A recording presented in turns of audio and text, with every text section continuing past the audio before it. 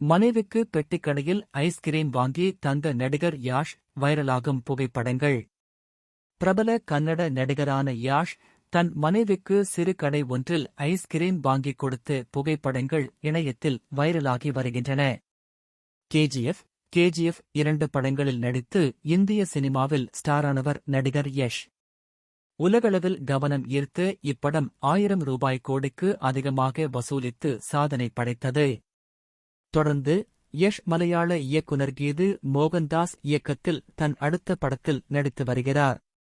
Toxic என பெயரிட்டுள்ள இப்படம் 2025ஆம் ஆண்டு ஏப்ரல் மாதத்தில் திரைக்கு வரும் என அறிவிக்கப்பட்டுள்ளது. கேவிஎன் புரோடக்ஷன்ஸ் தயாரிக்கிறது. இந்நிலையில் தன் மனைவியுடன் கோவிலுக்குச் சென்ற யஷ், அருகிலிருந்த சிறிய மளிகை கடை ஒன்றில் மனைவிக்கு பிடித்த ஐஸ்கிரீம் வாங்கும் புகைப்படம் இணையத்தில் வெளியாகி வைரலாகி வருகிறது. மனைவி ஆசையை நிறைவேற்ற அங்கு வந்த யஷை பார்த்ததும் ரசிகர்கள் ஒன்று திரண்டுவிட்டனர். அவருடன் ஆசையாக புகைப்படங்களும் எடுத்துள்ளனர்.